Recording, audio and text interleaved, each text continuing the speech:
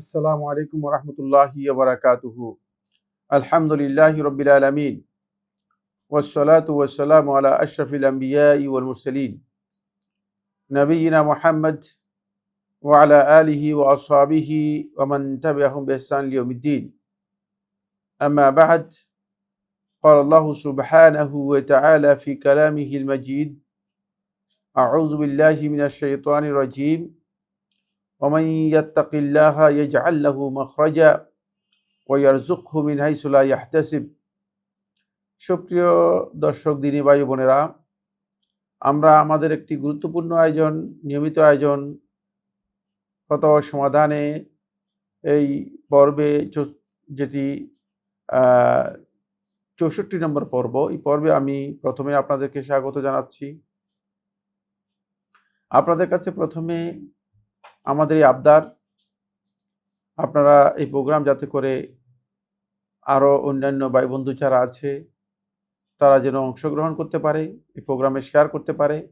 আপনারা তাদেরকে এই প্রোগ্রাম শেয়ার করবেন এবং তাদেরকেও সম্পৃক্ত করবেন।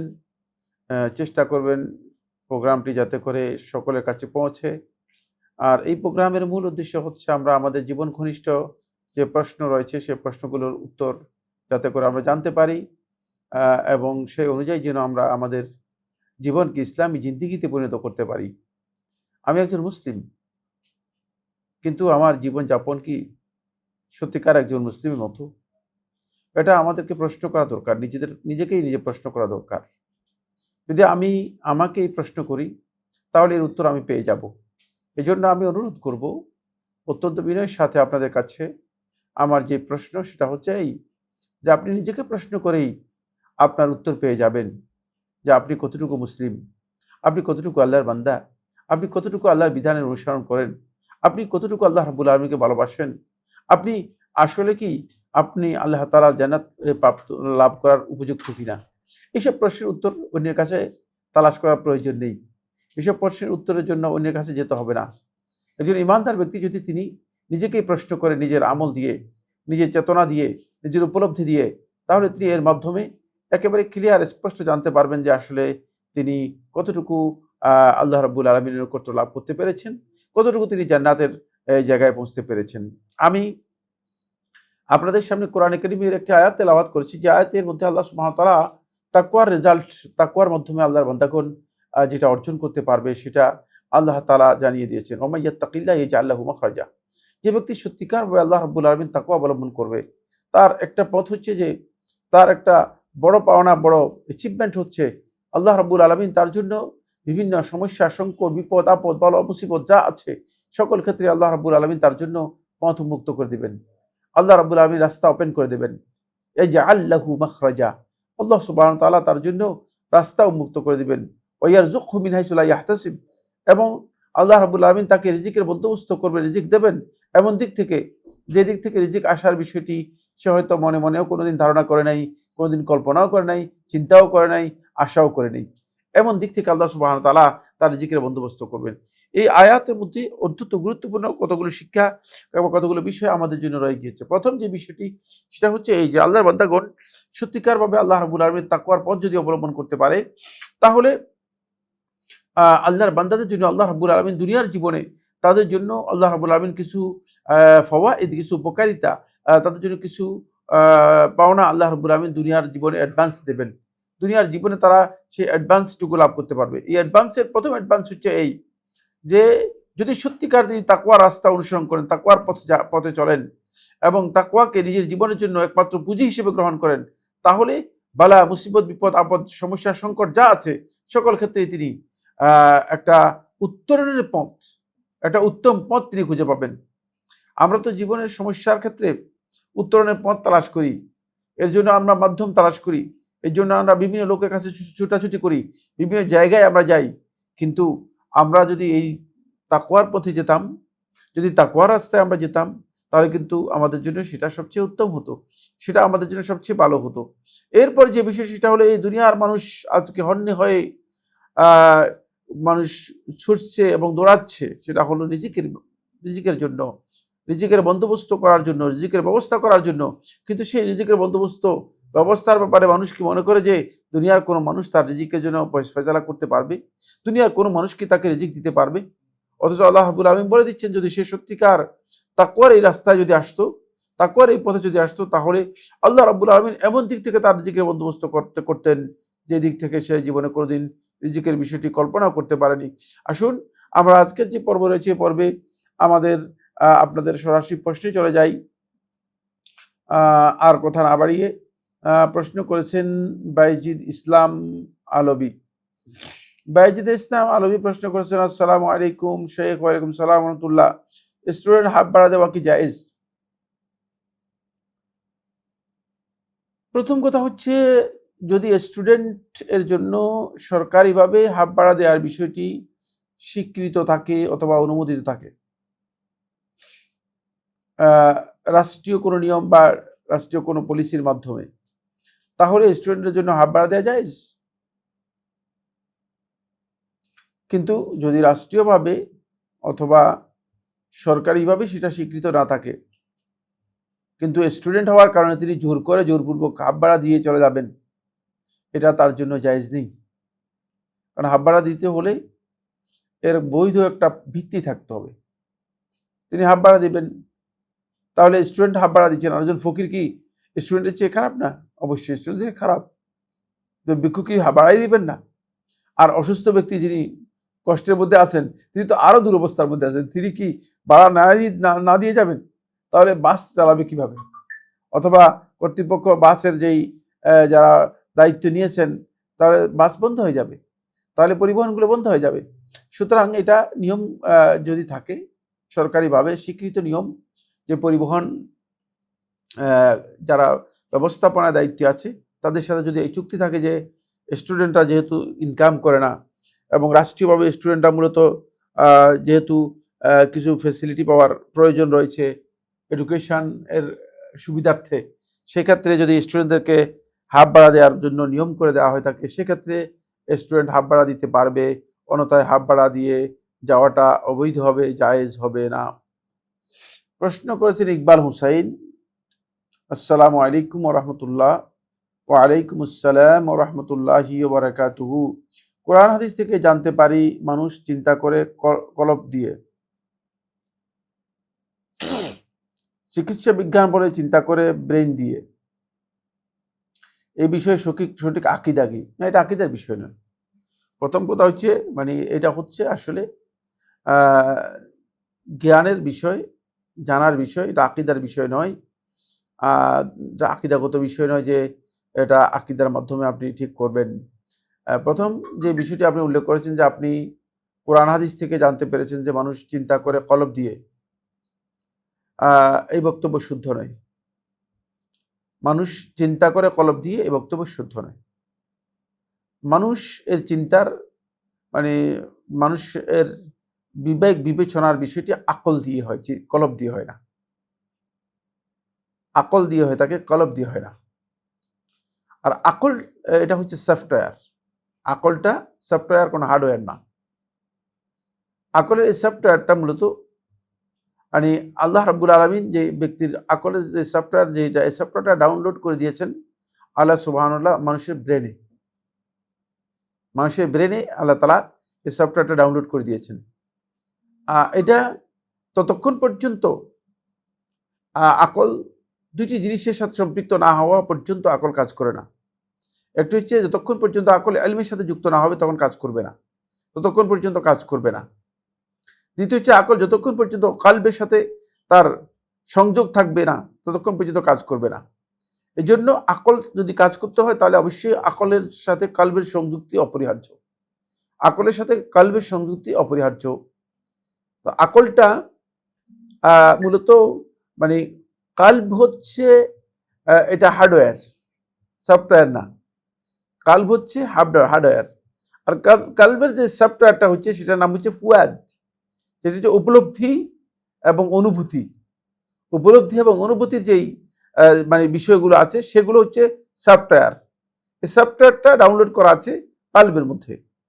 এই সফটওয়্যারটা যখনই মানে এই আকলকে কি করে, আকলকে সে সিগন্যাল দেয়, তখনই আকল বিষয়টা বুঝার জন্য উপলব্ধি করার জন্য সহযোগিতা করে।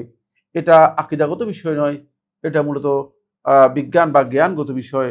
এটা চিকিৎসা বিজ্ঞানের বিষয় নয়, কারণ চিকিৎসা বিজ্ঞান এত গভীরে যেতে পারেনি। চিকিৎসা বিজ্ঞান মূলত গিয়েছে সেটা হলো চিকিৎসা বিজ্ঞান পৌঁছেছে কালবের ব্যাপারে। চিকিৎসা বিজ্ঞানের জ্ঞান হচ্ছে কালব একটা মানে এটাকে বলা হয় তাকে শরীরের একটা তন্ত্র বা শরীরের একটা কালব হচ্ছে একটা শরীরের অন্ত্র, যে অন্ত্রের মাধ্যমে কালব শরীরের বিভিন্ন অঙ্গে ব্লাড সার্কুলেট করে।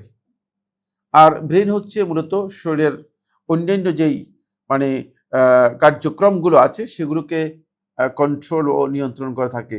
এটা হচ্ছে চিকিৎসা বিজ্ঞানের ধারণা বা চিকিৎসা বিজ্ঞান এতটুকু পর্যন্ত বুঝতে পেরেছে। আর আমরা যে কথাগুলো বলেছি এগুলো হচ্ছে কোরআন এবং হাদিসের নির্দেশনা থেকে। চিকিৎসা বিজ্ঞান কিন্তু এই জায়গায় এভাবে স্পষ্ট কোনো বক্তব্য দিতে পারেনি। তবে চিকিৎসা বিজ্ঞানেও এই ধরনের ধারণা প্রাচীন চিকিৎসা বিজ্ঞান থেকে পাওয়া যাওয়ার কথা। প্রাচীন চিকিৎসা বিজ্ঞানী যারা ছিল তারা এই বিষয়গুলো সম্পর্কে বক্তব্য দিয়েছেন এবং এগুলো রয়েছে। প্রশ্ন করেছেন এমডি শামসুজ্জোহা প্রশ্ন করেছেন, আসসালামু আলাইকুম ওয়া রাহমাতুল্লাহি ওয়া বারাকাতুহু। ওয়া আলাইকুম সালাম ওয়া রাহমাতুল্লাহি ওয়া বারাকাতুহু। সম্মানিত শেখ, বাচ্চারা ফুটবল খেলা দেখতে চায়, ফুটবল খেলতে চায়, এক্ষেত্রে কতটুকু ছাড় দেওয়া যাবে? এই খেলা দেখা বড়দের জন্য কি গুনাহ হবে? অনুগ্রহ করে জানাবেন প্লিজ, জাযাকাল্লাহু খায়রান। ফুটবল খেলা দেখাও যায়, ফুটবল খেলাও যায়, কিন্তু সমস্যা সেই খেলা দেখার খেলার মধ্যে নয়। সমস্যা হচ্ছে খেলার সাথে এমন কিছু ইভেন্ট যুক্ত হয়ে গিয়েছে, এমন কিছু বিষয় বা অনুষঙ্গ যুক্ত হয়ে গেছে যে অনুষঙ্গগুলো হারাম। এখন খেলা জুয়ায় পরিণত হয়েছে, খেলা বেহায়াপনায় পরিণত হয়েছে, খেলা অশ্লীলতায় পরিণত হয়েছে, খেলা চারিত্রিক অবক্ষয়ে পরিণত হয়েছে, খেলা নৈতিক ক্ষতির কারণে পরিণত হয়েছে, খেলা মানুষকে মানবিক জীবনযাপনের পথে প্রতিবন্ধকতা সৃষ্টি করে এমন অবস্থায় পরিণত হয়েছে। খেলা মানুষের জন্য অপচয়, সময় নষ্ট করা, মানে মানুষ জীবনযাপন থেকে মানে দূরে সরে যাওয়া, বরং মানুষের চিন্তার জগতে বিকৃতির কারণ হয়ে দাঁড়িয়েছে। ফলে খেলাটা এক প্রকারের এডিকশনে পর্যন্ত রূপান্তরিত হয়েছে। তাই এই সমস্ত কারণে খেলাকে ইসলামী শরীয়ত অবৈধ মনে করবে। কারণ হচ্ছে যখনই কোনো বৈধ কাজের সাথে হারাম অনুষঙ্গ যুক্ত হয়ে যাবে, যখনই কোনো বৈধ কাজের সাথে হারাম কোনো অনুষঙ্গ যুক্ত হয়ে যাবে, তখন সেই বৈধ কাজও হারাম হয়ে যাবে। সুতরাং এই কারণে খেলা দেখতে যাওয়া, খেলা দেখা মানে এটা বৈধ নয়। কিন্তু ফুটবল খেলা খেলতে যদি কেউ চায় খেলতে পারে, খেলা নিষিদ্ধ নয়। সেটা জুয়ার ভিত্তিতে হতে পারবে না, সেটা ইসলামী শরিয়া যে দিকগুলোকে নিষেধ করেছে তার ভিত্তিতে হতে পারবে না। আর খেলা দেখাও জায়েজ, এটা হারাম বলার কোনো বৈধতা নেই, কারণ সেই দলিল নেই। কিন্তু এর অনুষঙ্গ যেগুলো আমি উল্লেখ করেছি সেগুলোই মূলত খেলাকে হারামের দিকে নিয়ে গিয়েছে। এবং এই অনুষঙ্গগুলো আমাদেরকে অবশ্যই বর্তমানে স্বীকার করতে হবে। মানে আপনি একথা মনে করার কোনো অবকাশ নেই, সুযোগ নেই যে এই অনুষঙ্গগুলো মানে এখন নেই খেলার মধ্যে। বা আপনি দেখেন না খেলার মধ্যে যে সমস্ত অনুষঙ্গ দেখা যাচ্ছে, অনৈতিকতা কিভাবে বৃদ্ধি পাচ্ছে, তারপরে কিভাবে বেহায়াপনা, কিভাবে নারীদের অবাধে মানে দেহ প্রদর্শন, বলা যেতে পারে যে এটা মানে মানে পর্নোগ্রাফির মতো অবস্থায় পরিণত করে দিয়েছে খেলাকে। সুতরাং এই অনুষঙ্গ পর্নোগ্রাফির মতো করা, এই অনুষঙ্গ খেলার মধ্যে নিয়ে আসা, এটা যে খেলাকে কত ক্ষতিগ্রস্ত করেছে, এর বৈধতা অবশ্যই এখন আর মানে দেখার বৈধতাও নেই এবং এই খেলার বৈধতাও এখন প্রশ্নবিদ্ধ। প্রশ্ন করেছে নাজবুল হুদা। প্রশ্ন, আসসালামু আলাইকুম শেখ। ওয়ালাইকুম সালাম ওয়া রাহমাতুল্লাহি ওয়া বারাকাতুহু। এক প্রশ্ন, আশুরার সিয়াম সফর অবস্থায় রাখা যাবে কি? হ্যাঁ, আশুরার সিয়াম সফর অবস্থায় রাখা যাবে এবং হাসান বসরি রহমতুল্লাহ আলাইহি সহ সালাফদের অনেকের কাছ থেকে প্রমাণিত হয়েছে, সুফিয়ান আস-সাউরি রহমতুল্লাহ আলাইহি থেকে বর্ণিত হয়েছে, তারা সফরে আশুরার সিয়াম পালন করতেন। যখন প্রশ্ন করা হয়েছে যে আপনারা আশুরার সিয়াম সফরে পালন করে থাকেন কারণ, তখন তারা বলছেন যে আশুরার এই ফজিলতটুকু অন্য সময়ে পাওয়া যাবে না, তাই সফরে এই ফজিলত পাওয়ার জন্য, যেহেতু রাসূলুল্লাহ সাল্লাল্লাহু আলাইহি ওয়াসাল্লাম হাদিসের মধ্যে স্পষ্ট করে ইরশাদ করেছেন মানে একদিনের সিয়াম, মানে যখন রাসূলুল্লাহ সাল্লাল্লাহু আলাইহি ওয়াসাল্লামকে সওম ইয়াউমে আশুরা সম্পর্কে প্রশ্ন করা হয়েছে, তখন তিনি বলেছেন আহতাসিবু আল্লাহ আন ইউকাফিরা সানাতাল আল্লাতী কাবলাহ অথবা সানাতাল মাদিয়া, যে আল্লাহ তাআলার কাছে আমি এটা আশা করছি যে গত বছরের বা বিগত বছরের গুনাহের কাফফারা হয়ে যাবে। সুতরাং এটা একটি দিনের সিয়াম পালন করা, শুধুমাত্র একটি দিনের সিয়াম পালন করা, যদি সেটা আপনার ১ বছরের গুনাহের কাফফারা হয়ে যায়, ১ বছরের গুনাহের কাফফারা হয়ে যায়, তাহলে এটা কত বেশি ফজিলতের বিষয়টি আমাদের বিবেচনা রাখা দরকার রয়েছে। এ কারণেই ফজিলতের কারণেই উলামায়ে কেরামগণ সফররত অবস্থায় সেটি রাখতেন। কারণ সফরে আপনি যদি থাকেন তাহলে আপনি এই ফজিলত থেকে মাহরুম হয়ে যাবেন। আর এটা অনেক বড় ফজিলত। এই ফজিলত থেকে যাতে মাহরুম না হন, সেক্ষেত্রে আপনি সফররত অবস্থায় যদি সিয়াম পালন করতে পারেন। ২, প্রশ্ন করেছেন নারীরা যদি মুহররম মাসে ৯, ১০ ও ১১ তারিখে হাইজ অবস্থায় থাকে, তাহলে পরবর্তীতে তারা পবিত্র হয়ে আশুরা সিয়াম কাজা করতে পারবে কিনা? এরপর আশুরা সিয়াম কাজা করার কোনো সুযোগ নেই। আশুরা সিয়াম তার যেই সময় রাখার কথা ছিল সেই সময় অতিক্রম করে যাওয়ার পরে কোনো ইবাদত যখন কোনো স্থান অথবা কোনো সময়ের সাথে সেটা মুকাইয়াদ হয়, মানে নির্ধারিত এবং নির্দিষ্ট করে দেওয়া হয়, যেমন আশুরাকে মুহররমের ১০ তারিখের সাথে নির্দিষ্ট করে দেওয়া হয়েছে, যেমন ইয়ামে আরাফাকে জিলহজ মাসের ৯ তারিখের সাথে নির্দিষ্ট করে দেওয়া হয়েছে, উকুফে আরাফার সাথে নির্দিষ্ট করে দেওয়া হয়েছে। সুতরাং যেই ইবাদতকে কোনো স্থান অথবা সময়ের সাথে মুকাইয়াদ করা হয়, সেই স্থান এবং সময় চলে যাওয়ার গেলে সেই ইবাদতের ওয়াক্ত অথবা স্থান ফৌত হয়ে যায়। যখন ইজা ফাত আল মাসুদ, তখন এই ফজিলতটুকু, এই কাজটুকু কি হয়ে যাবে? ফৌত হয়ে যাবে, সেটা ছুটে যাবে। তো ছুটে গেলে তাহলে তিনি আর এটা পালন করতে পারেননি, এটা তার জন্য দুর্ভাগ্যের বিষয়। সেক্ষেত্রে তার জন্য সুযোগ আছে। সুযোগ হচ্ছে তিনি প্রত্যেক মাসের ৩টি সিয়াম পালন করতে পারেন। তারও ফজিলত রয়েছে প্রত্যেক মাসের ৩টি সিয়াম পালন করা, ১ মাস নফল সিয়াম পালন করার সব। সুতরাং তিনি এই ফজিলতটুকু পেয়ে যাবেন। ১ মাস নফল সিয়াম পালন করা যে ফজিলত রয়েছে, সেই ফজিলতটুকু পেয়ে যাবেন। তাই যেটা পাননি সেটার জন্য তিনি মানে অস্থির না হয়ে তিনি যেটা পাওয়া যাবে সেটা করবেন, এটা হচ্ছে বিশুদ্ধ বক্তব্য। ঠোঁটের নিচের দাড়ি মুন্ডন করা আর বিধান কি? ঠোঁটের নিচের দাড়ি যেগুলো আছে সেগুলো মুন্ডন করার ব্যাপারে আলেমদের ইখতিলাফ রয়েছে। বিশুদ্ধ বক্তব্য হচ্ছে এগুলো মুন্ডন করবে না। ইমাম মালিক রহমতুল্লাহ আলাইহি সহ ইমাম শাফি রহমতুল্লাহ আলাইহি এর বক্তব্য হচ্ছে এগুলো দাড়ি এর মধ্যে অন্তর্ভুক্ত করা হবে এবং এগুলো মুন্ডন করবে না। সুতরাং এগুলো মুন্ডন না করাটাই হচ্ছে সুন্নাহ সম্মত আমল, নবী সাল্লাল্লাহু আলাইহি ওয়াসাল্লামের আমল থেকে প্রমাণিত হয়নি। যারা নবী সাল্লাল্লাহু আলাইহি ওয়াসাল্লামের দাড়ির বিষয়টি বর্ণনা করেছেন, তারা তো নবী সাল্লাল্লাহু আলাইহি ওয়াসাল্লামের প্রত্যেকটি বিষয় মানে একেবারে পুঙ্খানুপুঙ্খ বর্ণনা করেছেন। মানে কিছু অংশ ছেড়ে দিয়েছেন, কিছু অংশ বর্ণনা করেছেন, এমন নয়। নবী সাল্লাল্লাহু আলাইহি ওয়াসাল্লাম প্রত্যেকটি বিষয় তারা কিন্তু পুঙ্খানুপুঙ্খভাবে বর্ণনা করেছেন।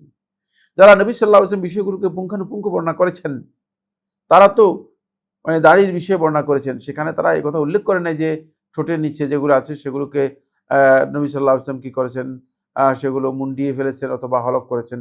সুতরাং এগুলো মুন্ডানো নবী সাল্লাল্লাহু আলাইহি ওয়াসাল্লামের আমল অথবা সাহাবাদের আমল দ্বারা প্রমাণিত হয়নি। প্রশ্ন করেছেন নাম শাহজালাল। আপনার প্রশ্ন হচ্ছে, আমার আম্মা প্রতিনিয়ত তার পরিবারকে মৃত আত্মীয়দের স্বপ্নে দেখেন। আমার আম্মা প্রতিনিয়ত তার পরিবারের মৃত আত্মীয়দের স্বপ্নে দেখেন, এর কারণ কি হতে পারে? কারণ একটাই, সেটা হচ্ছে এই, হয়তো তিনি আত্মীয়দের সাথে তার সম্পর্ক ভালো ছিল বেশি, আত্মীয়দের বিষয়গুলো তিনি মানসিকভাবে তার ভাবনার মধ্যে বেশি বেশি নিয়ে আসেন, পরে তিনি এই কারণে স্বপ্নে দেখেন। আত্মীয়দের মানে অধিকাংশকে স্বপ্নে দেখলে তাহলে এটা এছাড়া আর অন্য কোনো মানে টার্গেট বহন করে না। কিন্তু যদি সুনির্দিষ্ট কোনো ব্যক্তিকে বারবার স্বপ্নে দেখেন, তাহলে সেখানে হয়তো মানে সুনির্দিষ্ট কোনো কথা থাকতে পারে। কিন্তু আপনি যেটা প্রশ্ন করেছেন সেটা হচ্ছে তিনি তার আত্মীয়দেরকেই বেশি বেশি স্বপ্নে দেখেন। এটা হচ্ছে মূলত তার মানসিক অবস্থান, মানসিক কারণে মানুষের স্বপ্ন দেখার বিষয়টি আসে। তিনি আত্মীয়দেরকে নিয়ে তার ভাবনাটা অনেক বেশি হয়। ভাবনাটা যখন বেশি হয়, তাকে ভাবতে ভাবতে ঘুমিয়ে পড়েন। ঘুমিয়ে পড়ার পরে তিনি ওই ভাবনা থেকে তার এই স্বপ্নটা তৈরি হয়ে থাকে। সেক্ষেত্রে তিনি এই স্বপ্ন দেখে থাকেন, এই কারণেই মূলত, আর কিছুই না। প্রশ্ন করেছেন বেলাল ইবনে সত্তার, আপনার প্রশ্ন হচ্ছে, আসসালামু আলাইকুম শেখ। ওয়ালাইকুম সালাম রহমতুল্লাহ। আমার প্রশ্ন হলো শেখ, বিন বাজের একটা ফতোয়ায় দেখলাম তিনি বলেছেন যে 4 মাযহাবের যে কোনো একটি ফলো করা জায়েজ। শেখ বিন বাজ তার এই ফতোয়ায় আসলে কি বুঝিয়েছেন? অনেক মাসালাতেই তো আমরা জানতে পারি আলেমদের মাধ্যমে যে মাযহাবের এই মত দুর্বল, তারপরেও কি উক্ত মাযহাব ফলো করা জায়েজ হবে? এখন বর্তমানে এই বিষয়টা নিয়ে খটকা লাগছে, কারণ আমরা বাংলা ভাষাভাষী সহি আকিদার অনুসারী, তো নির্দিষ্ট করে মাযহাব মানি না। প্রথম কথা হচ্ছে, শেখ বিন বাজ রহমতুল্লাহ তার ফতোয়ার মধ্যে যে কথাটি বলেছেন 4 মাযহাবে যে কোনো একটা মাযহাব মানা জায়েজ, এটা হচ্ছে ওই ব্যক্তির জন্য যে ব্যক্তির আসলে শরিয়ার কোনো স্টাডি নেই, শরিয়ার কোনো জ্ঞান নেই, মানে তিনি শরিয়ার কোনো জ্ঞান রাখেন না, শরিয়ার ব্যাপারে তার কোনো জ্ঞান নেই, এটা তার জন্য এই বিষয়টি প্রযোজ্য এবং তিনি ইচ্ছা করলে মাযহাব এর অনুসরণ করতে পারেন। দ্বিতীয় হচ্ছে, ওই ব্যক্তির জন্যও 4 মাযহাবের যে কোনো একটা মাযহাবকে অনুসরণ করা যায়, যিনি মানে কোনটা হাদিসের দিক থেকে দুর্বল, কোনটা হাদিসের দিক থেকে শক্তিশালী, কোনটা হাদিসের দিক থেকে গ্রহণযোগ্য, কোনটা শক্তিশালী মত, কোনটা মানে আলেমদের কাছে গ্রহণযোগ্য মত, কোনটা গ্রহণযোগ্য মত নয়, এই বিষয়গুলো সম্পর্কে যার কোনো ধারণা নেই, যার কোনো ধারণা নেই, তার জন্য এটা জায়েজ রয়েছে। জায়েজের অর্থ ফরজ নয়। আপনি জায়েজকে ফরজ করে নিচ্ছেন কেন? জায়েজ বলেছেন তিনি, কিন্তু একথা বলেন নাই যে এটা বাধ্যতামূলক। জায়েজ মানে জায়েজ, বৈধ, মানে কেউ যদি করতে চান তা এটা হারাম হবে না, নিষিদ্ধ হবে না, তিনি গুনাহগার হবেন না। কিন্তু আপনি এরপরে এর সাথে যুক্ত করে দিচ্ছেন যে আমরা অনেকেই আছি যে আমরা আলেমদের মাধ্যমে জানতে পারি। কেউ যদি কোনো আলেমের মাধ্যমে জানেন যে কোনো বক্তব্য, কোনো ফিকহি বক্তব্য মানে হাদিসের দিক থেকে দুর্বল অথবা গ্রহণযোগ্য নয় অথবা শক্তিশালী নয়, তাহলে তিনি সেই বক্তব্যটুকু অনুসরণ করবেন না। সে কারণ হলো তিনি জেনে গিয়েছেন যে এই বক্তব্য কোরআন এবং হাদিসের দৃষ্টিভঙ্গিতে সহি নয় বা দুর্বল, তাহলে তিনি সেটা অনুসরণ করবেন না। এখানে খটকার কিছুই নেই, খটকার কিছুই নেই। আর বাকি এরপরে আপনি যে কথাটা বলেছেন সেটা হচ্ছে যে আমরা সহি আকীদার অনুসারীরা তো কোনো নির্দিষ্ট করে মাযহাব মানি না। হ্যাঁ, যারা সহি আকীদার বাইরে রয়েছেন তারা কোনো নির্দিষ্ট মাযহাবের অনুসরণ করা, তারা সুনির্দিষ্ট কোনো মাযহাবের অনুসরণ করেন না, কিন্তু এর অর্থ এই নয় যে তারা কোনো কিছু মানে কোনো কিছুরই অনুসরণ করে না। তারা একটা কিছুর অনুসরণ করেন, যেটা অনুসরণ করেন সেটাই মাযহাব। কারণ সে মাযহাব হচ্ছে অপিনিয়ন। আপনি একজন আলেম অথবা অন্য আলেমের মানে আপনি একজন ব্যক্তির মাযহাবের অনুসরণ করেন না, কিন্তু আপনি একাধিক ব্যক্তির মাযহাবের অনুসরণ করেন। আপনি একাধিক ব্যক্তির মাযহাবের অনুসরণ করেন, আপনি একাধিক ব্যক্তির অপিনিয়নটাকে নিচ্ছেন। সুতরাং এটা আপনি নিচ্ছেন যদি কোরআন এবং হাদিসের ভিত্তিতে হয়ে থাকে, দলিল ভিত্তিতে হয়ে থাকে, তাহলে আপনার এই গ্রহণ করাটা শক্তিশালী, আপনার এই গ্রহণ করাটা বৈধ, কোনো সন্দেহ নেই। কিন্তু যদি মানে আপনি প্রবৃত্তির অনুসারী হয়ে সেটা গ্রহণ করেন, মানে সুযোগ সুবিধার জন্য, মানে যেমন আমরা অনেকে দেখি যে যখন রমাদান মাস আসে তখন তিনি তারাবির নামাজ 8 রাকাত নেন নিজের সুবিধার জন্য, মানে 8 রাকাত যেহেতু 8 মিনিটে শেষ, আর 20 রাকাত নেন না, এই জন্য যে 20 রাকাত শেষ করতে 30 মিনিট লাগে, 30 মিনিট তিনি সালাত আদায় করবেন না। তাহলে এটা হচ্ছে আসলে মানে সুবিধাবাদী মাযহাব, সুবিধাবাদী চিন্তাধারা। যদি এই সুবিধাবাদী চিন্তাধারা আপনি মাথার মধ্যে রাখেন, তাহলে আপনার এই কাজটা মোটেও জায়েজ নেই এবং এটি ইসলামী শরিয়া সম্মত আচরণ নয়, ইসলামী শরিয়া সম্মত আচরণ নয়। প্রশ্ন করেছেন রেজাউল করিম। রেজাউল করিম আপনি প্রশ্ন করেছেন, শেখ আসসালামু আলাইকুম। ওয়ালাইকুম সালাম ওয়া রাহমাতুল্লাহি ওয়া বারাকাতুহু। হুজুর, শুরুতে মনে মিসওয়াকের নিয়ত নিয়ে নিজের আঙ্গুল দিয়ে যদি দাঁত পরিষ্কার করি তবে কি মিসওয়াকের ফজিলত পাওয়া যাবে? না, এটা মিসওয়াক, এর ফজিলত পাওয়া যাবে না। মিসওয়াকের নিয়ত করলেই তো আর মিসওয়াক হয়ে গেল না, এতে মিসওয়াকের ফজিলত পাওয়া যাবে না, বিশুদ্ধ বক্তব্য। তবে আঙ্গুল দিয়ে যদি কেউ দাঁত মাজেন তিনি মাজতে পারেন, দাঁতটা পরিষ্কার হলো, ক্লিয়ার হলো, কিন্তু মিসওয়াক এর ফজিলত পেতে হলে আপনাকে অবশ্যই মিসওয়াক বা ব্রাশ এই জাতীয় কোনো বস্তু দিয়ে আপনাকে মিসওয়াক করতে হবে এই ফজিলত পেতে হলে। সুতরাং সেখানে আপনাকে অবশ্যই মিসওয়াক করাটা মিসওয়াকের উপর নির্ভরশীল। মিসওয়াক অথবা মিসওয়াক জাতীয় জিনিসের মাধ্যমে যদি আপনি দাঁত পরিষ্কার করেন এবং মেসওয়াকের পদ্ধতি আছে ইসলামী শরীয়তে, সে পদ্ধতি সুন্নাহ অনুযায়ী যদি করে থাকেন তাহলে ওই ফজিলতটুকু পাবেন।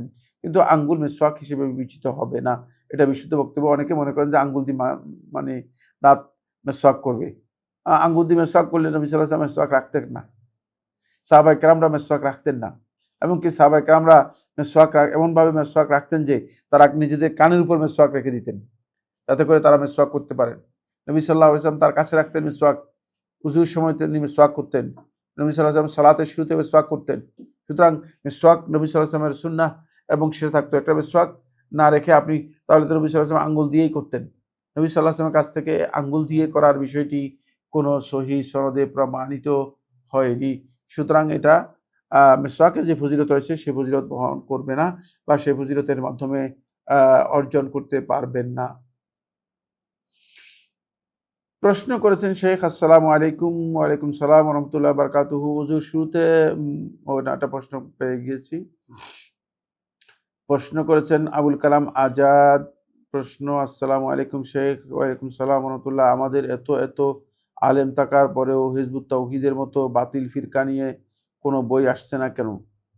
আলেমরা কি এর কারণে আল্লাহর দরবারে ইলম গোপনকারী হিসেবে পরিগণিত হবে না?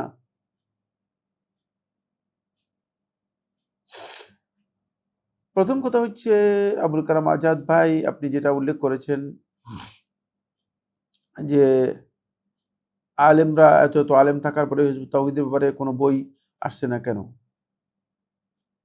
হিজবুত তাওহীদের ব্যাপারে লিখিত বই মার্কেটে একেবারেই নাই, আমার এটা জানা নেই। আমি মার্কেটের এই বিষয়ে বলতে পারবো না। বাকি হিজবুত তাওহীদের বিষয়ে আলেমদের বক্তব্যের মধ্যে সুস্পষ্ট বক্তব্য আলেমদের এসেছে। হিজবুত তাওহীদের ব্যাপারে আমাদের খুতবায় আমরা আলোচনা করেছি, আমরা বিভিন্ন বক্তব্যে হিজবুত তাওহীদের বিষয়ে আমরা আলোচনা করেছি এবং আমরা একথা স্পষ্ট করেছি, হিজবুত তাওহীদ মূলত, যদিও নাম দিয়েছে হিজবুত তাওহীদ, এটা হলো হিজবুশ শয়তান। এটা হচ্ছে শয়তানের একটা হিজব, হিজবুশ শয়তান। এবং তারা নিজেদেরকে হিজবুত তাওহীদ নাম দিলেও তাদের তাওহীদ হচ্ছে আল্লাহ এবং তার রাসূলের বিধান বিকৃত করার তাওহীদ। সুতরাং তাদের এই তাওহীদ মূলত ওই মুতাজিলা সম্প্রদায়ের তাওহীদ। মুতাজিলারা যে তাওহীদ এর কথা বলেছে, ঠিক হিজবুত তাওহীদও একই তাওহীদের কথা বলছে। মুতাজিলাদের তাওহীদ হচ্ছে আল্লাহ তাআলার আসমা এবং সিফাতকে অস্বীকার করা। আল্লাহ রাব্বুল আলামিনের যে নাম আছে, গুণবাচক যে সমস্ত নাম আল্লাহ সুবহানাহু ওয়া তাআলার আছে এবং আল্লাহ রাব্বুল আলামিনের যে সমস্ত সিফাত আছে, এই নামগুলো এবং সিফাতগুলোকে অস্বীকার করার নাম হচ্ছে মুতাজিলাদের তাওহীদ। ঠিক হিজবুত তাওহীদের তাওহীদ হচ্ছে মুহাম্মদ সাল্লাল্লাহু আলাইহি ওয়াসাল্লাম এবং আল্লাহ রাব্বুল আলামিন যে ইসলাম দিয়েছেন, এই ইসলাম বাদ দিয়ে নিজেদের মন গড়া ইসলাম, বিকৃত ইসলাম প্রচার করা, আর সেটাকে তারা মনে করতেছে এটার নাম হচ্ছে ইসলাম। সেখানে তারা হাদিসকে পরিপূর্ণরূপেই অস্বীকার করে, কোরআনকে নিজেদের খাহেশ মতো যতটুকু নিজেদের প্রবৃত্তির সাথে মিলে, নিজেদের ইচ্ছার সাথে মিলে, নিজেদের খাহেশের সাথে মিলে ততটুকু তারা গ্রহণ করে, বাকিটা গ্রহণ করে না। আর মন গড়া বক্তব্য দিয়ে তারা এর নাম দিয়েছে হিজবুত তাওহীদ। এটা হিজবুত তাওহীদ না, হিজবুশ শয়তান। এ বিষয়ে আলেমরা যথেষ্ট বক্তব্য দিয়েছে, আলেমদের অনেক বক্তব্য আছে, কিন্তু বই হয়তো মার্কেটে, আপনি যেভাবে বলেছেন, মার্কেটে কি আপনি দেখেছেন কিনা আমি জানি না। যদি বই না থাকে তাহলে অবশ্যই আলেমরা এই বিষয়ে মার্কেটে বই লিখবেন। কিন্তু আপনি খুব তাড়াহুড়ো করে বলে দিয়েছেন যে এটা ইলম গোপনকারী হিসেবে না, প্রশ্নই আসে না। এটা আপনার পক্ষ থেকে একটা সীমালঙ্ঘন। আলেমদের ব্যাপারে কথা বলার ক্ষেত্রে ধৃষ্টতা পোষণ করবেন না। অত্যন্ত বিনয়ের সাথে অনুরোধ করব, আলেমদের ব্যাপারে কথা বলার ক্ষেত্রে অতিরঞ্জন করবেন না। আলেমদের দায়িত্ব তারা পৌঁছে দিয়েছেন, এরপরে আলেমরা বই লিখতে হবে এটা বাধ্যতামূলক নয়। বই লেখাটা বাধ্যতামূলক বিষয় নয়, বই লেখাটা হচ্ছে অতিরিক্ত। বই লেখাটা হচ্ছে মানে মানুষদেরকে আরো বেশি কি করা, সহযোগিতা করা, বই লেখাটা, মানে যাতে করে মানুষের কাছে বিষয়টাকে লিখিতভাবে পেশ করা হয় থাকে। কিন্তু আলেমরা বক্তব্য দিয়ে দিয়েছে, সুতরাং এলম গোপনকারী পরিগণিত হবে কেন? প্রশ্নই আসে না। যখনই কোনো ফিতনা আমাদের এই জনপদের মধ্যে নূতন করে দেখা দেয়, তখন এই দেশের আলেম, যারা নির্ভরযোগ্য আলেম আছে, যাদেরকে মানুষ নির্ভরযোগ্য আলেম হিসেবে গ্রহণ করে এবং মানুষ যাদের কথাকে মূল্যায়ন করে থাকে, ওই সমস্ত ব্যক্তিগণ তারা সবাই কিন্তু মানে সেই বিষয়ে, সেই ফিতনা সম্পর্কে মানুষদেরকে তাহজির করেন, সতর্ক করেন, স্পষ্ট করেন।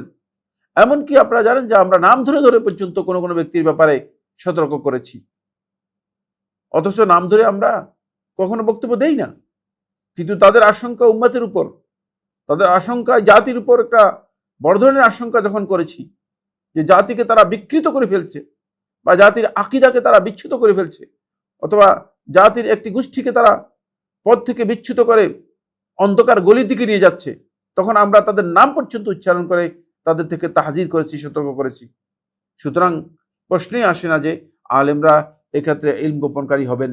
তাই এই কথাগুলো বলার আগে খেয়াল রাখতে হবে যে এক্ষেত্রে আপনি প্রশ্ন করতে পারেন যে এক্ষেত্রে কতটুকু আলেমরা তাদের দায়িত্বের ব্যাপারে সচেতন। আমরা বলবো যে তাদের দায়িত্বের ব্যাপারে তারা সচেতন আছে, কিন্তু তাদের দায়িত্বের মধ্যে ঘাটতি আছে। মানুষ হিসেবে দুর্বলতা থাকতেই পারে, সেটা আমরা বলতে পারি।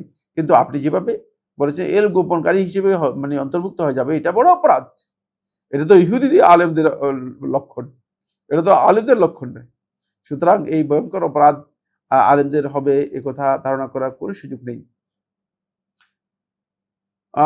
প্রশ্ন করেছেন আমির বিন ইব্রাহিম। আমির বিন ইব্রাহিম আপনি প্রশ্ন করেছেন, আসসালামু আলাইকুম। ওয়ালাইকুম সালাম রহমতুল্লাহ।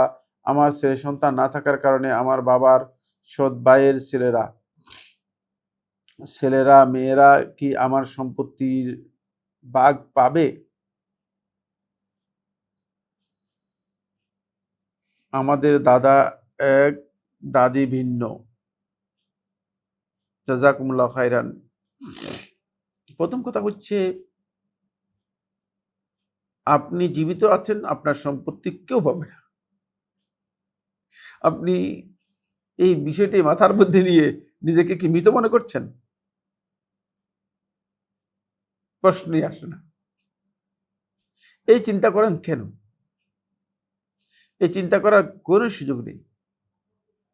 আমরা আসলে সব সময় আমাদের মাথার মধ্যে শয়তান কিছু কাজ, মানে কিছু চিন্তা, কিছু ভুল ধারণা আমাদের মাথার মধ্যে ঢুকিয়ে দেয়, যেটা আমার চিন্তা করার কোনো প্রয়োজন নেই।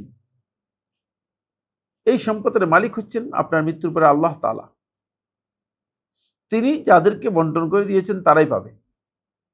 এখানে আপনার বলারও কিছুই নেই, করারও কিছুই নেই, এবং আমারও করার কিছুই নেই, কারণ আমারও কোনো কর্তৃত্ব নেই, কারণ কারো কোনো কর্তৃত্বের বিষয় নেই। কারণ সম্পদের প্রকৃত মালিকের কাছে একজন ব্যক্তি যখন আল্লাহর বান্দা মারা যায়, তার কাছে এই মালিকানাটা, মানে মিলকুল মানফাআত তার কাছে থাকে। এই সম্পদ থেকে উপকৃত হওয়ার মানে মালিকানা থাকে। মিলকুল আইন, ওই বস্তুর মূল মালিকানাটা আল্লাহ তাআলার কাছে থেকে যায়। সমস্ত মাখলুকাতের, এই সৃষ্টি জগতের, লাহু মুলকুস সামাওয়াতি ওয়াল আরদ, সমস্ত আসমান এবং সমস্ত জমিনের সবকিছুর মালিকানা তার হাতে। এই মালিকানা একমাত্র আল্লাহ রাব্বুল আলামিনের। যেহেতু মালিকানা আল্লাহ সুবহানাহু ওয়া তাআলা এর, আল্লাহ রাব্বুল আলামিন যেহেতু মালিক, এটা আল্লাহ রাব্বুল আলামিনের মালিকানা আবার ফিরে যাবে। তিনি আপনাকে কিছুদিনের জন্য দিয়েছেন, আপনি শেষ, চলে যাচ্ছেন, চলে গিয়েছেন, তখন মালিকানা তার কাছে ফিরে গিয়েছে। তিনি যাদেরকে বন্টন করে দিয়েছেন তারা পাবে। সেক্ষেত্রে কারা পাবে? যাদেরকে দিয়েছেন তারা পাবে। কিন্তু আপনার ভাই যদি থাকতো তারা পেত, আপনার বাপ যদি থাকে আপনার বাপ পাবে, আপনার মা যদি থাকে আপনার মা পাবে। কিন্তু মানে আপনার চাচা, মানে যেই চাচা মনে করেন মানে দূরবর্তী, মানে এটা হচ্ছে বই, মানে বইমাত্রীয় চাচা, বইমাত্রীয় চাচা তিনি অনেক দূরের বিষয়। বইমাত্রীয় চাচা অনেক দূরের বিষয়। বইমাত্রীয় চাচা তিনি পাবেন যদি তিনি থাকেন সেটা হচ্ছে যখন অন্য কোনো ওয়ারিশ একেবারেই থাকবে না, অন্য কোনো ওয়ারিশ থাকবে না। কিন্তু এর আগে জানতে হবে যে আর কোন কোন ওয়ারিশ রয়েছে, সেক্ষেত্রে কি আপনার স্ত্রী আছে কিনা, আপনার কে আছে, সেটা আরো ক্লিয়ার হতে হবে। এই জন্য ফারাজের মাসালা শুধুমাত্র একটা কথা বলে দিয়ে ফারাজের মাসআলা বলা যায় না। প্রশ্ন করেছেন এমডি কামরুজ্জামান। এমডি কামরুজ্জামান, আপনি প্রশ্ন করেছেন যে আসসালামু আলাইকুম। ওয়ালাইকুম সালাম শেখ, মহিলারা মাথা মাসে কিভাবে করবে, অনুগ্রহ করে দেখিয়ে দিবেন ইনশাআল্লাহ। মহিলা পুরুষ মাথা মাসে করা একই ধরনের, মহিলা এবং পুরুষ মাথা মাসে করবে একই পদ্ধতিতে। সেটা হচ্ছে মাথার এই সামনের অংশ থেকে প্রথমে পিছনের অংশ পর্যন্ত যাবে, তারপরে এইভাবে আসবে, মানে পিছনের দিক থেকে সামনে আসবে। এটা হচ্ছে মাথা মাসে করা, শুধুমাত্র একবার মাসে করবে। মহিলা পুরুষ নির্বিশেষে এইভাবে মাথা মাসে করা সহিহ বুখারী হাদিস দ্বারা প্রমাণিত হয়েছে। প্রশ্ন করেছেন ফরজ সালাতে মহিলাদের ইকামত কি দিতে হবে? না, ইকামত দেওয়াটা ওয়াজিব বা বাধ্যতামূলক বিষয় নয়। আলেমদের এই মাসআলার মধ্যে ইখতিলাফ রয়েছে। কেউ কেউ বলেছেন ইকামত দেওয়াটা উত্তম, আর কেউ বলেছেন না, ইকামত দেওয়ার প্রয়োজন নেই। বিশুদ্ধ বক্তব্য হচ্ছে ইকামত না দিলেও কোনো অসুবিধা নেই। ফরজ সালাতে যেহেতু মহিলারা জামাতে আদায় করছেন না এবং জামাত তাদের উপর বাধ্যতামূলক নয়, সেক্ষেত্রে ইকামত না দিলেও কোনো অসুবিধা নেই। কিন্তু যদি ইকামত দিয়ে থাকেন, দিতে পারেন। ইকামত দেওয়াটা তাদের জন্য কেউ কেউ সুন্নাহ বলেছেন, আলেমদের মধ্যে কেউ কেউ সুন্নাহ বলেছেন, কিন্তু বিশুদ্ধ বক্তব্য হচ্ছে না, ইকামত দেওয়াটা জায়েজ বা বাধ্যতামূলক বিষয় নয়। প্রশ্ন করেছেন আবিদ শাফিয়ান। আবিদ শাফিয়ান, আপনি প্রশ্ন করেছেন আসসালামু আলাইকুম। ওয়ালাইকুম সালাম ওয়া রাহমাতুল্লাহি ওয়া বারাকাতুহু। মাগরিবের সালাতের পরে সালাতুল আওয়াবিন পড়া কি সুন্নাত সম্মত? মাগরিবের সালাতের পরে সালাতুল আওয়াবিন নামে কোনো সালাত নেই। মাগরিবের সালাতের পরে সালাতুল আওয়াবিন নামে কোনো সালাত রাসূলুল্লাহ সাল্লাল্লাহু আলাইহি ওয়াসাল্লামের কোনো সহিহ হাদিস দ্বারা প্রমাণিত হয়নি। মাগরিবের সালাতের পরে 6 রাকাত সালাতের যে বক্তব্যটি বা হাদিসটি উল্লেখ করা হয় থাকে, যেটি ইমাম তিরমিজি রাহিমাহুল্লাহ তাআলা তার সুনানের মধ্যে বর্ণনা করেছেন এবং ইমাম আহমদ ইবনে হাম্বল রাহমাতুল্লাহি আলাইহি তার মুসনাদের মধ্যে এনেছেন। এই হাদিসটি সনদের দিক থেকে যে মানে দাঈফ জিদ্দান, বা কেউ কেউ বলেছেন হাদিসটি মওদু, গ্রহণযোগ্য নয়। তবে দাঈফ জিদ্দান এটাই বিশুদ্ধ বক্তব্য, এবং হাদিসটি সনদের দিক থেকে মামুল বিহি নয়, আমলযোগ্য নয়। এটা সলাতুল আওয়াবিন নয়। কিন্তু মাগরিব এবং এশার মাঝখানে নবী সাল্লাল্লাহু আলাইহি ওয়াসাল্লাম সালাত আদায় করতেন, নফল সালাত আদায় করতেন, এবং সাহাবীদের অনেকের আমল সাব্যস্ত হয়েছে, সাহাবায়ে কেরামদের অনেকের আমল সাব্যস্ত হয়েছে, তারা মাগরিব এবং এশার সালাতের মাঝে নফল সালাত আদায় করতেন। তোর মধ্যে আব্দুল্লাহ ইবনে হুযাফা রাদিয়াল্লাহু তাআলা আনহু তিনি আদায় করতেন, তবে আব্দুল্লাহ ইবনে মাসউদ রাদিয়াল্লাহু তিনি সালাত আদায় করতেন, এবং রাসূলুল্লাহ সাল্লাল্লাহু আলাইহি ওয়াসাল্লাম থেকে হুযায়ফা ইবনে ইয়ামান রাদিয়াল্লাহু তাআলা বর্ণনা করেন, তিনি বলেন যে আমি আল্লাহ রাসূল সাল্লাল্লাহু আলাইহি ওয়াসাল্লামের কাছে এসেছি, আল্লাহ রাসূল সাল্লাল্লাহু আলাইহি ওয়াসাল্লামকে মাগরিব এবং এশার মাঝখানে আমি সালাত আদায় করতে দেখেছি, এশা পর্যন্ত তিনি সালাত আদায় করেছেন। সুতরাং মাগরিব এবং এশার মাঝখানে যদি কেউ নফল সালাত আদায় করে, তিনি করতে পারেন, এটা সুন্নাহ সম্মত আমল। কিন্তু এই সালাতের নাম সালাতুল আওয়াবিন, এই বক্তব্য শুদ্ধ নয়। সালাতুল আওয়াবিন হচ্ছে মূলত সালাতুদ দুহা, এটাকে রাসূলুল্লাহ সাল্লাল্লাহু আলাইহি ওয়াসাল্লাম সালাতুল আওয়াবিন বলেছেন। সালাতুল আওয়াবিন হিনা তারমুদুল ফিসাল, হাদিসের মধ্যে রাসূলুল্লাহ সাল্লাল্লাহু আলাইহি ওয়াসাল্লাম সহিহ হাদিসের মধ্যে স্পষ্ট করে বলে দিয়েছেন, সালাতুল আওয়াবিন, আওয়াবিনদের সালাত হচ্ছে হিনা তারমুদুল ফিসাল, যখন বালু উত্তপ্ত হয়ে যাবে এবং ছাগলের বাচ্চাগুলো, ছাগলের ছানাগুলো সবগুলো যখন মানে এদিক সেদিক দৌড়াদৌড়ি করবে, মানে উত্তপ্তের কারণে তারা বালিতে আর শুয়ে থাকতে পারবে না, তখন মূলত সালাতুল আওয়াবিন। এখান থেকে বোঝা যাচ্ছে সালাতুল আওয়াবিনটা এটি হচ্ছে মূলত সালাতুদ দুহা, এবং এটাই বিশুদ্ধ মত, এটা সহিহ হাদিস দ্বারা সাব্যস্ত হয়েছে। এই সহিহ হাদিস থাকার কারণে মাগরিবের সালাতের পরে সালাতুল আওয়াবিনের যেই রেওয়ায়াতটি উল্লেখ করা হয় থাকে, এই রেওয়ায়াতটি শুধুমাত্র দাঈফ জিদ্দান নয়, বরং মতনের দিক থেকে মুনকার। এর মতন এক পরিত্যাজ্য, মুনকার মনে হয় এই মতনই পরিত্যাজ্য। কারণ হচ্ছে যেহেতু এর এগেনিস্টে সহিহ হাদিস সাব্যস্ত হয়েছে এবং একেবারে নির্ভরযোগ্য মামুল বিহি সাহাবায়ে কেরামদের আমল দ্বারা প্রমাণিত হয়েছে, সুতরাং কেউ যদি মনে করেন যে মাগরিবের পরে সালাতুল আওয়াবিন তিনি পড়েন, তাহলে তিনি গলত এর মধ্যে রয়েছেন, সেটাকে সুন্নাহ মনে করলে তার এই কাজটি সুন্নাহ সম্মত হবে না, বরং সুন্নাহ মনে করার কোনো বিধান নেই। সুন্নাহ মনে করাটা বিদআত হওয়ার সম্ভাবনা রয়েছে, যেটা রাসূলুল্লাহ সাল্লাল্লাহু আলাইহি ওয়াসাল্লাম সুন্নাহ হিসেবে প্রমাণ করে যায়নি, অথবা সহিহ হাদিস দ্বারা যেটা সুন্নাহ প্রমাণিত হয়নি, এই ধরনের দাঈফ বা মিথ্যা অথবা অত্যন্ত দুর্বল হাদিস দিয়ে যদি কেউ সুন্নাহ সাব্যস্ত করেন, তাহলে সেটা সুন্নাহ হবে না, বরং শেখুল ইসলাম ইবনুল কাইয়িম রাহিমাহুল্লাহ তাআলা এবং ইমাম ইবনুল জাওজি রাহমাতুল্লাহ আলাইহি বলেছেন যে, এবং এটা শেখ আলবানী রাহমাতুল্লাহ সমর্থন করেছেন, এটা হচ্ছে কাওয়াইদুল বিদআর মধ্যে উল্লেখ করেছেন যে এর মাধ্যমে মূলত মানুষের মধ্যে বেদাতকে এস্টাবলিশ করা হচ্ছে। সেটা হলো অত্যন্ত দুর্বল হাদিস দিয়ে শেষ পর্যন্ত বেদাত প্রচলন করার একটা ব্যবস্থা করা হয়। এটা মোটেও বৈধ নয়, মোটেও বৈধ নয়। প্রশ্ন করেছেন 2 নম্বর, পিতার উপার্জিত হারাম সম্পদ পুত্রের জন্য গ্রহণ করা কি জায়েজ? পুত্র যদি জানেন যে পিতার উপার্জিত সম্পদ সম্পূর্ণ হারাম, তাহলে সন্তান সেই সম্পদ গ্রহণ না করাই তার জন্য উত্তম। সেক্ষেত্রে সন্তান যদি পিতার ওয়ারিশ হয়ে থাকে, তাহলে ওই সন্তান ওই সম্পদ ওয়ারিশ হওয়ার পরে ওই সম্পদ তার মালিকানা থেকে বের করে তিনি জনকল্যাণমূলক কাজে, জনসেবামূলক কাজে ব্যয় করবে। জনকল্যাণমূলক কাজে অথবা জনসেবামূলক কাজে ব্যয় করবে। এটা তার জন্য তখন ব্যয় করাটা বাধ্যতামূলক হয়ে যাবে।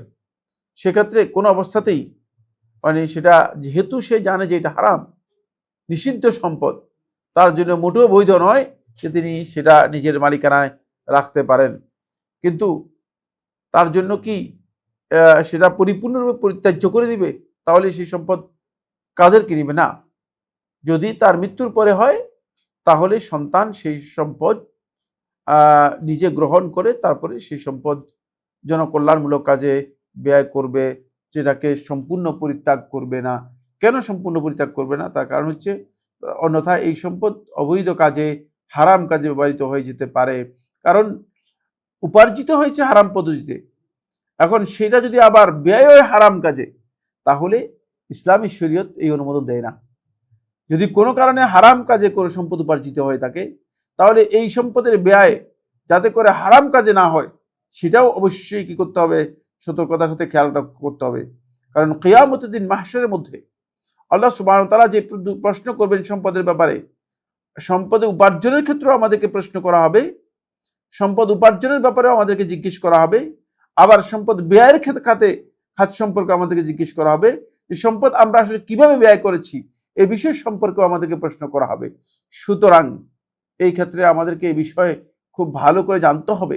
এই বিষয়ে আমাদেরকে অবশ্যই খুব ক্লিয়ারলি আমাদের কাছে স্পষ্ট হতে হবে। সেটা হচ্ছে এই, যেন সম্পদ ব্যয়ের ক্ষেত্রে যেন হারাম প্রক্রিয়া কোনোভাবে না আসে, সেখান থেকে সতর্কতা অবলম্বন করতে হবে। প্রশ্ন করেছেন সানোয়ার হুসাইন। প্রশ্ন, আসসালামু আলাইকুম। ওয়ালাইকুম আসসালাম। গালের উপরের দিকের বাড়তি পশম কাটা যাবে কি? গালের উপরের দিকের বাড়তি পশম বলতে আপনি কি বুঝিয়েছেন আমি বুঝতে পারিনি। যদি আপনি মনে করে থাকেন যে চোয়ালের উপরের যে অংশটুকু রয়েছে সেগুলো কাটার ব্যাপারে আলেমদের ইখতিলাফ রয়েছে। বিশুদ্ধ বক্তব্য হচ্ছে নবী সাল্লাল্লাহু আলাইহি ওয়াসাল্লামের সুন্নাহ হচ্ছে এগুলো ছেড়ে দেয়া। নবী সাল্লাল্লাহু আলাইহি ওয়াসাল্লামের সুন্নাহ হচ্ছে এগুলো ছেড়ে দেয়া, কাটা নয়। প্রশ্ন করেছেন এমডি শরীফুল হাসান। প্রশ্ন, শেখ, নামাজে যদি উজু ভেঙে যায়, আমি উজু করে আসতে আসতে 1-2 রাকাত শেষ হয়ে যায়, তাহলে আমি কোথায় থেকে শুরু করব? সবটা বুঝিয়ে দিলে খুব উপকার হবে। এই মাসআলার মধ্যে আলেমদের 2টি বক্তব্য রয়েছে। একটি বক্তব্য হচ্ছে মাসআলাতুল বিনা, যদি কোনো ব্যক্তি সালাতের মধ্যে এসে উজু নষ্ট হয়ে যায়, তাহলে তিনি সালাত যতটুকু আদায় করেছেন তারপরে তিনি আবার সালাতে প্রবেশ করবেন, প্রবেশ করে যেখানে আছেন সেখান থেকে তিনি বাকি অংশটুকু পূর্ণ করবেন। এটি একদল আলেমের বক্তব্য। এটাকে অনেকেই তারজিহ দিয়েছেন এবং আমরা এই বক্তব্যটাকে তারজিহ দিয়েছি। এখানে বেনায়ের যে হাদিসটি রয়েছে, এই হাদিসটা আলেমদের মধ্যে কেউ কেউ দাঈফ বলেছেন, কিন্তু আমার কাছে মনে হয়েছে যেন সাহাবায়ে কেরাম বা অন্যদের আমল থেকে এটি প্রমাণিত যে বেনায়ের মাসআলাটি এখানে শক্তিশালী। বেনায়ের মাসআলাটি এখানে শক্তিশালী। বাকি আলেমদের মধ্যে কেউ কেউ কথা বলেছেন না, সেই ব্যক্তি যেহেতু তার উজু ভেঙে গিয়েছে, তার সালাতই বাতিল হয়ে গেছে, সালাতই নষ্ট হয়ে গেছে। যদি সালাত নষ্ট হয়ে যায়, তাহলে তিনি যে আসবেন, এসে বাকি যে সালাত আদায় করবেন, সেই সালাতগুলো তিনি ইমামের পেছনে আদায় করবেন। ইমামের পেছনে যদি এসে 1 রাকাত পান, তাহলে 1 রাকাত পেলেন, 3 রাকাত পূর্ণ করবেন। ইমামের পেছনে এসে যদি 2 রাকাত পান, 2 রাকাত পেলেন, আর 2 রাকাত পূর্ণ করবেন। এটা হাম্বলি মাযহাবের আলেমদের একদল আলেমের বক্তব্য এবং শাফি মাযহাবের একদল আলেমের বক্তব্য। এটা অনেকে তারজিহ দিয়েছেন, এই কওলকেও অনেকে তারজিহ দিয়েছেন। বাকি দুইটি কওলের ইজতিহাদি মাসআলা, দুটি কওলের যে কোনো এটা ইজতিহাদি মাসআলা, যেহেতু হাদিসের ফাহমের মধ্যে এখানে ইখতিলাফ হয়েছে, হাদিসের বুঝের বিষয় নিয়ে ইখতিলাফ হয়েছে, সেক্ষেত্রে যদি কোনো ব্যক্তি আগের মাসআলাটা গ্রহণ করেন সেটাও করতে পারেন, পরের মাসআলাটা গ্রহণ করেন সেটাও করতে পারেন। সেক্ষেত্রে ইখতিয়ার রয়েছে তিনি। তবে আমরা যেটাকে অগ্রাধিকার দিয়েছি সেটা হচ্ছে কোনো ব্যক্তি সালাতের ক্ষেত্রে তার জন্য জায়েজ রয়েছে, তিনি যখন উযু নষ্ট হয়ে যাবে তাহলে উযু করে এসে তিনি সালাতের বাকি অংশটুকু তিনি কমপ্লিট করতে পারবেন, যেমনিভাবে তিনি তাওয়াফের মধ্যে করতে পারেন, যেমনিভাবে তিনি সাইয়ের মধ্যে করতে পারেন, যেমনিভাবে তিনি অন্যান্য ইবাদতের মধ্যে বাকি অংশটুকু করতে পারেন। যেমন ওই ব্যক্তির মতো যে ব্যক্তি তার অনিচ্ছাকৃতভাবে তিনি রমাদান মাসের সিয়াম পালন করতেছিল, খেয়ে ফেলেছে, ভুলবশত খেয়ে ফেলেছে, কারণ খেয়ে ফেলার পরে সে ব্যক্তি বাকি অংশটুকু সিয়াম পূর্ণ করে ফেলবে পুরাটাই, এটার উপর বেনা করবে, তার সিয়াম ভেঙে, স্বাভাবিক নিয়ম অনুযায়ী তার সিয়াম কি হয়ে গেছে, সিয়াম ভেঙে গেছে, যেহেতু সিয়াম ভঙ্গের কারণ ঘটেছে, সিয়াম ভঙ্গের কারণ ঘটেছে, কিন্তু সিয়াম ভঙ্গের এই কারণটা যেহেতু তার ইখতিয়ারের মধ্যে ছিল না, উযু ভঙ্গের কারণটা তার ইখতিয়ারের মধ্যে ছিল না। কোনো ব্যক্তি যদি উযু ভঙ্গ হয়ে যায়, তার ইচ্ছাকৃতভাবে উযু ভঙ্গ করে নেই, যদি ইচ্ছাকৃতভাবে উযু ভঙ্গ করে থাকে তাহলে তার সালাতেই হবে না।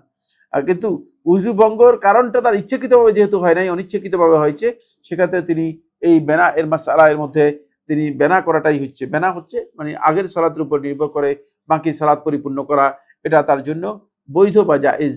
আল্লাহু আলাম, আল্লাহ রাব্বুল আলামিন সবচেয়ে বেশি ভালো জানেন।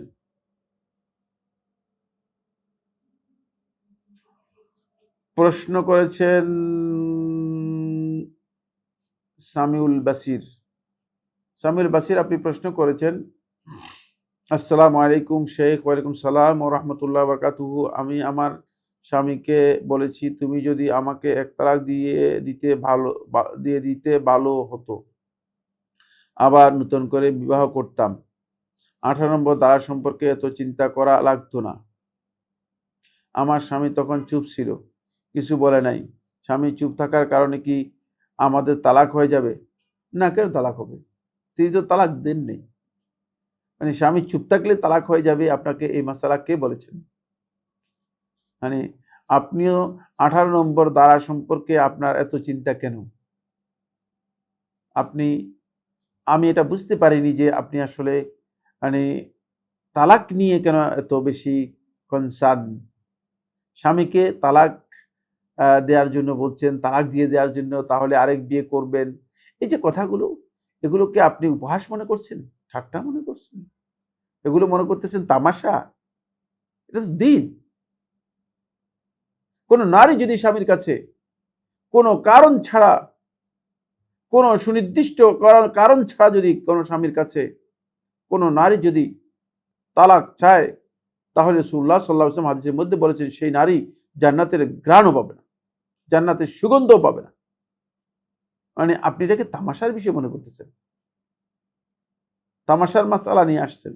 না, আমাদেরকে খেয়াল রাখতে হবে যে আমরা আসলে দ্বীনের ব্যাপারে তামাশা করার কোনো বৈধতা নেই। আর তালাক, বিবাহ, এই বিষয়গুলো তামাশার বিষয় নয়, মূলত এগুলো দায় দায়িত্বের বিষয়, অত্যন্ত গুরুত্বপূর্ণ বিষয়। তাই আপনি যেভাবে প্রশ্ন করেছেন যে স্বামীকে তালাক দিয়ে দেন আমাকে, তারপর তালাক দিয়ে দিলে আরেকটা বিয়ে বসে যাব, মনে হচ্ছে যেন এটা একবারেই খামখেয়ালি করার একটা বিষয় মনে করছেন। আসলে এমন নয়। 18 নম্বর ধারা সম্পর্কে এত চিন্তা করতে লাগতো না। 18 নম্বর ধারাটা আপনার কি সমস্যা তৈরি করেছে? 18 নম্বর ধারার মধ্যে যে বক্তব্য রয়েছে, এই বক্তব্য বাতিল। এটা শর্তে ফাসেদ, এটা একটি ফাসেদ শর্ত। সুতরাং 18 নম্বর ধারার কোনো ভিত্তি নেই, এটা কোনো ভিত্তিই নেই। আপনি কি বিয়েটা আপনার বিয়ে দাম্পত্য জীবন কি ধারা দেখি চলতেছে? ব্যাপারটা এমন কিনা, ওই যে নিকাহনামার মধ্যে যে ধারা আছে, এই ধারা অনুযায়ী দাম্পত্য জীবন পরিচালনা করতেছেন, এগুলো গলত চিন্তাধারা। দাম্পত্য জীবন হবে, এটি আল্লাহ তাআলা বলেছেন, ওয়াজআলা বাইনাকুম মাওয়াদ্দাতান ওয়া রাহমা। ভালোবাসা, দয়া, মানে এর উপর নির্ভর করে মূলত দাম্পত্য জীবন পরিচালিত হবে। ভালোবাসা, দয়া এর উপর নির্ভর করে দাম্পত্য জীবন পরিচালিত হবে। দাম্পত্য জীবন এভাবে পরিচালিত হবে না যে দাম্পত্য জীবনকে আপনি মন গড়া মানে যে ধারা দেয়া আছে এই ধারা দেখে দেখে তারপর দাম্পত্য জীবন চালাবেন। এটা দাম্পত্য জীবনের জন্য বিষয় নয়। তবে ইসলাম যেই দিক নির্দেশনা দিয়েছে সেটা দাম্পত্য জীবনের জন্য অপরিহার্য। আল্লাহ সুবহানাহু ওয়া তাআলা আমাদের সবাইকে বিষয়গুলো বুঝার তৌফিক দান করুন। আমরা আশা করি ইনশাআল্লাহ তাআলা আপনাদের যে প্রশ্নগুলো আমাদের কাছে এসেছে, আমাদের স্বল্প যে জ্ঞান রয়েছে সেই জ্ঞানের আলোকে আমরা চেষ্টা করেছি এই প্রশ্নগুলোর উত্তর দেওয়ার জন্য। আশা করি ইনশাআল্লাহ আপনারা বিষয়গুলো বুঝতে পেরেছেন এবং আপনারা আমাদের সাথে ফতোয়া সমাধানের যে প্রশ্নোত্তর পর্ব এবং প্রোগ্রাম, এই প্রোগ্রামে আপনারা শেয়ার করবেন এবং অন্যান্য যে সমস্ত ভাই বন্ধুরা আছে তাদেরকেও এই প্রোগ্রামে এড করার জন্য চেষ্টা করবেন। আল্লাহ সুবহানাহু ওয়া তাআলা আমাদের সবাইকে তৌফিক দান করুন। হাযা সুবহানাকাল্লাহুম্মা ওয়া বিহামদিকা আশহাদু আল্লা ইলাহা ইল্লা আনতা আস্তাগফিরুকা ওয়া আতুবু ইলাইকা। আসসালামু আলাইকুম ওয়া রাহমাতুল্লাহি ওয়া বারাকাতুহু।